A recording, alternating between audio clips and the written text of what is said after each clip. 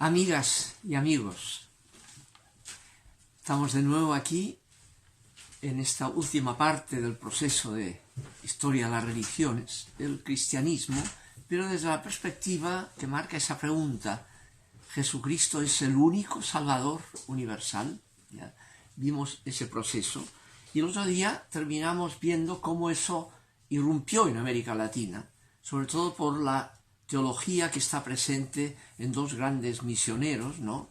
El padre Bartolomé de las Casas y el padre José Acosta. Bartolomé de las Casas es anterior al Concilio de Trento todavía, y en cambio José Acosta ya es posterior, llegó en 1971, y por tanto, en 1671, y por tanto después del Concilio de Trento. ¿Qué importancia tuvo ese concilio? Que se apartó de la hipótesis agustiniana de que hay doble predestinación. Dios tiene una sola voluntad salvífica universal y por tanto no ha predestinado a nadie a quedar fuera. Dios quiere que todo el mundo sea salvo, ¿ya? Por tanto, toda cristología que choque con esa perspectiva no sería una correcta cristología. Toda forma de comprender que Jesucristo es el único Salvador universal, que implicara, por tanto, donde no ha llegado Jesús, señal que no estaban predestinados, sería una falsa cristología.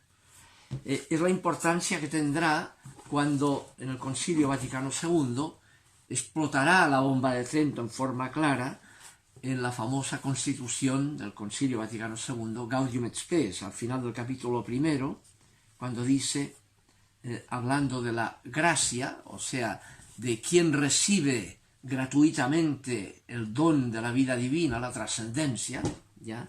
Eso es la gracia, el don gratuito de acceder a lo que Dios es, que si no nos lo da gratuitamente, hagamos lo que hagamos, no habría acceso. Es gracia, es gratuito, un don gratuito.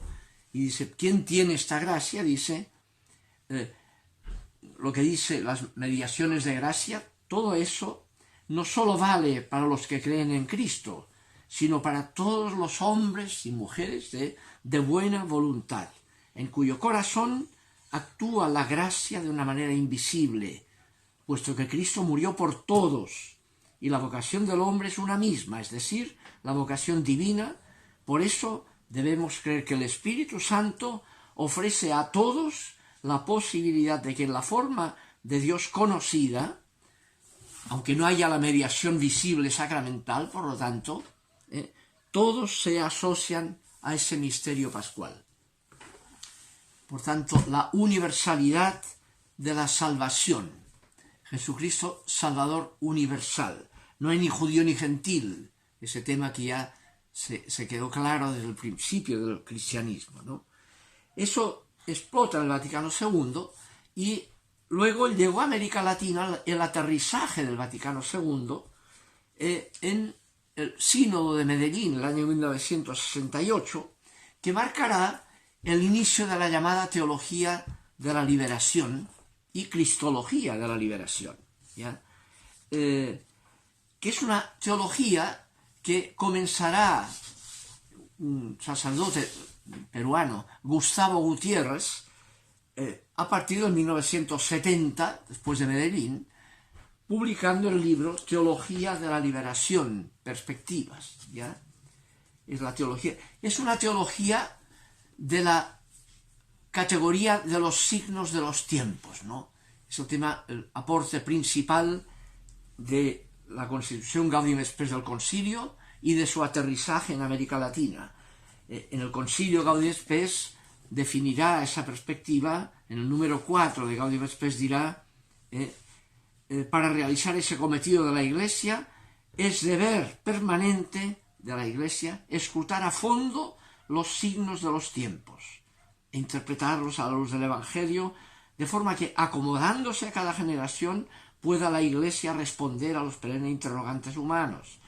Es necesario, por tanto, conocer y comprender el mundo en que vivimos y sus esperanzas, con una atención no de copucha, sino porque ahí está el Espíritu de Dios indicando algo. Esos acontecimientos que ocurren ahí son signos de los tiempos, presencia indicativa, presencia del Espíritu eterno de Dios, que nos está diciendo ahí cómo hay que entender la escritura que el mismo Espíritu inspiró en el proceso revelatorio que culmina en Jesús, ¿no? El Cristo, el penetrado por el Espíritu de Dios, ¿ya? Esa es la teología. El número 11 de Gaudium et Spes aterrizará esa teología de los signos de los tiempos y dirá: el pueblo de Dios, movido por la fe, según la cual cree que en medio de los acontecimientos, exigencias y deseos de que participa juntamente con los hombres de nuestro tiempo, es conducido por el Espíritu del Señor que llena el universo, se esfuerza por discernir en todas estas cosas cuáles son los signos verdaderos de la presencia o de los planes de Dios, los signos de los tiempos, ¿no?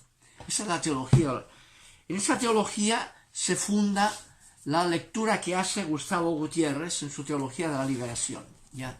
Ve que el signo principal de los tiempos hoy en América Latina, después de Medellín, era la inquietud social, o sea, el descubrimiento que hacen los pobres en el continente de que tienen que cambiar la situación social, que el Espíritu de Dios suscita el cambio por eso suscita la inquietud, está presente el Espíritu de Dios en esa inquietud, indicando que quiere el cambio, no la mantención del statu quo. Y ahí legitima de que para ser fiel al Espíritu hay que apuntarse al cambio y no usar a Dios para mantener el statu quo. Ese es y por tanto, la praxis liberadora que busca el cambio social, en ella se ve que el Espíritu de Dios suscita esa praxis. Y por tanto, para ser fiel al Espíritu hay que apuntarse al cambio, no quedarse, y sobre todo no querer mantener, usando a Dios en función de la mantención del statu quo injusta. El Espíritu suscita una praxis hacia la justicia, hacia la equidad, hacia el cambio social, que se vea que somos todos iguales, hermanas y hermanos. Ya, ese es el tema gordo, ese es lo que marca la teología de la liberación. Y por lo tanto, en esa línea acentúa fuertemente en la cristología, ese Cristo que penetró a Jesús, nos muestra que el Jesús que revela el Espíritu Eterno de Dios es el Jesús de las bienaventuranzas, ¿no? De los felices los pobres y felices los perseguidos por gente que no quiere el cambio social. Ese es el tema fuerte y la cristología latinoamericana que hay ahí. Dice, la idea, en Teología de la Liberación de Gustavo Gutiérrez, la idea de la universalidad de la voluntad salvífica de Dios, claramente enunciada por Pablo en su carta a Timoteo, se ha abierto paso, ha vencido las dificultades que le presentaban determinadas maneras de entender la misión de la Iglesia, conservando el statu quo, y ha logrado imponerse en forma definitiva. No queda sino sacar las consecuencias de lo que implica ese signo de los tiempos de la inquietud social, ¿no? Ese es el tema fuerte que hay aquí.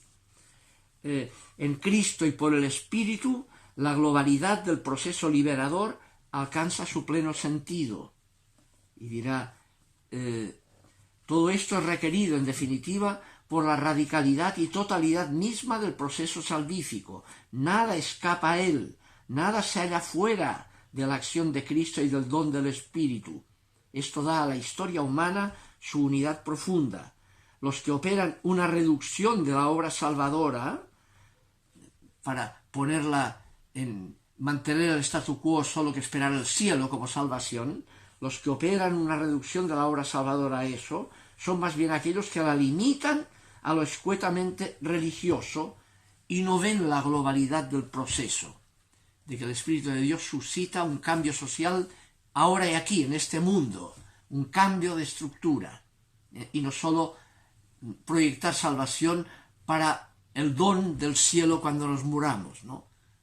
Y por tanto, ahí está todo el tema, la gracia que Dios da gratuitamente universal, Dios quiere que todo el mundo sea salvo, implica, como consecuencia, éticas liberadoras, por tanto, consecuencias de liberación histórica, como consecuencia de descubrir la gracia de Dios que motiva como consecuencia actuar en la línea de superar la opresión. ¿Ya? Esa es la temática, ¿no? Una teología de la liberación que es una teología ética, como consecuencia de que Dios quiere que todos se salven, hemos de sacar la consecuencia de liberar a todo el mundo de la opresión. Liberación universal. Esa es la perspectiva, ¿no? Y por tanto es fundamentalmente la teología de la liberación y su cristología una espiritualidad liberadora, una fidelidad al espíritu. El espíritu que penetró a Jesús nos permite, viendo lo que hizo el Jesús histórico, descubrir cómo hay que hoy ser fiel a ese espíritu eterno que penetró a Jesús, para que descubramos que el espíritu que está presente hoy, siempre actuando, seamos fieles a esa espiritualidad. ¿Ya? Eso marcó en Gustavo Gutiérrez la última obra importante del año 2001, no, antes, fue en 1992, precisamente impactado por lo que había sido el padre Bartolomé de las Casas, en defensa del mundo indígena, ¿no? Aunque estaba en el concepto previo a Trento y por tanto todavía postulaba la doble predestinación, ya Gustavo Gutiérrez ya asume Trento y asume el Vaticano II de que Dios tiene una sola voluntad salvífica universal, y le impactó mucho en su época lo que había hecho el padre de las Casas, tanto que escribió el libro que llama En busca de los pobres de Jesucristo, el pensamiento de Bartolomé de las Casas, el año publicado en 1992. Incluso creó un instituto, Bartolomé de las Casas, en Lima para eso, y llegó un momento que incluso el año 2001 decidió hacerse dominico, era sacerdote secular y entró en la orden dominicana porque era la orden a la que pertenecía el padre Bartolomé de las Casas, que como vimos, él mismo que era sacerdote secular, se había hecho dominico por el impacto que le produjo el dominico Montesinos en su discurso en Cuba, ¿no? Es un tema notable ese, ¿no? Y acabó dominico, sigue dominico, todavía no ha muerto, el padre Gustavo Gutiérrez, ¿no? Después de él hay otro teólogo de América Central, que es John Sobrino, la teología de John Sobrino, que es una teología también centrada en la cristología. Tiene la obra Jesucristo Liberador del año 91, lectura histórico-teológica de Jesús de Nazaret, donde hace una lectura del Jesús de la historia, el nazareno, ya con todo lo que implicó, para ver cuál era el espíritu que lo animaba y así hacer una teología actual liberadora como fidelidad a ese espíritu que está presente hoy en la historia. El mismo espíritu que penetró a Jesús sigue presente en la historia, y a la luz de lo que hizo Jesús por fidelidad a ese espíritu que lo animaba, que lo ungía como Cristo, podemos ver hoy cómo tenemos que ser fieles a ese mismo espíritu que está hoy presente. Y es la teología de los signos de los tiempos, esa inquietud social, esa toma de conciencia de los pobres que los lleva a buscar liberación como signo de los tiempos, de cómo hay que ser hoy presente la fidelidad al espíritu. ¿Ya? Esa es la temática que está ahí. Y marcará textos de John Sobrino, por ejemplo, leo cuando dice: el lugar de la cristología, dice John Sobrino en su obra, es importante para que ésta se use adecuadamente sus fuentes del pasado y del presente. Para unas cristologías, el lugar teológico son sustancialmente textos antiguos, ¿no? Aunque tengan que ser leídos en un lugar físico y aunque se tengan en cuenta las exigencias nuevas de la realidad, los signos de los tiempos en sentido histórico-pastoral. Él dice, pero los signos de los tiempos no solo es ese significado así, sino que es el significado de reconocer presencia del Espíritu de Dios hoy día en lo que acontece ahora en la historia por la toma de conciencia del mundo de los pobres hacia su liberación, como un llamado a la Iglesia a ubicarse en la línea en que los pobres actúan, la praxis de los pobres. Es el tema fuerte que hay en John Sobrino, ¿no? Dios y Cristo se sigue haciendo presente, son lugar teologal, esta inquietud social actual, antes que lugar teológicos, y lugar desde el cual se pueden releer más adecuadamente los textos del pasado, ¿no? Viendo eso, podemos comprender mejor lo que implican los textos de la revelación bíblica, ¿ya? Ese es el tema. Eso marcó en América Latina también el surgimiento de un nuevo tipo de ecumenismo vinculado a la cristología de la liberación. El año 1976, a partir de el mismo Gustavo Gutiérrez, pero también Sergio Torres, un cura chileno que vive todavía, Diego Irarrázaval, ¿no?, generaron lo que llamaron la Asociación Ecuménica de Teólogos del Tercer Mundo, en que ampliaron esa teología de los signos de los tiempos a lo que acontece en otras culturas subdesarrolladas, que llamamos, en la India, en África, en América Latina, obviamente, ¿no? Y así se generaron textos de liberación. Por ejemplo, un texto de una de las reuniones que hubo de la teología del tercer mundo, que se llama la Asociación Ecuménica General, en la India, por ejemplo, dirá: puesto que existe una providencia universal que guía a todos los hombres hacia su destino último, y que los hombres no pueden conseguir la salvación solo con su esfuerzo propio, sino que requieren de la intervención divina, la autocomunicación de Dios no puede quedar reducida a la tradición judeocristiana. Antes bien, debe extenderse a toda la humanidad de maneras diferentes y en grados distintos en el seno de la única economía divina. No se salvan solo los que han recibido la tradición cristiana, sino todos los que son coherentes con el espíritu que animaba a Jesús, aunque no sean cristianos, como son religiones en la India o en África. Por ejemplo, en una reunión en África, dice un teólogo africano: si Cristo apareciera como la respuesta a preguntas que hubieran formulado los africanos, ¿cómo sería? Si hubiera sido los africanos, ¿no? Si se presentara en el mundo de la cosmología africana para redimir al hombre, tal como el africano lo entiende, ¿sería reconocido por el resto de la Iglesia Universal? Si la revelación se hubiera dado en el mundo africano. Y si el África le ofreciera su culto y sus peticiones desde los presupuestos de su propia humanidad total y sin inhibiciones, ¿resultarían aceptables? Se queja de decir: ¿no hay un riesgo de un racismo el que la revelación se ha dado fuera del mundo africano? ¿No valdría igual si se hubiera dado en el mundo africano? ¿Cómo hay que replantear eso de que fuera de Jesucristo no hay salvación?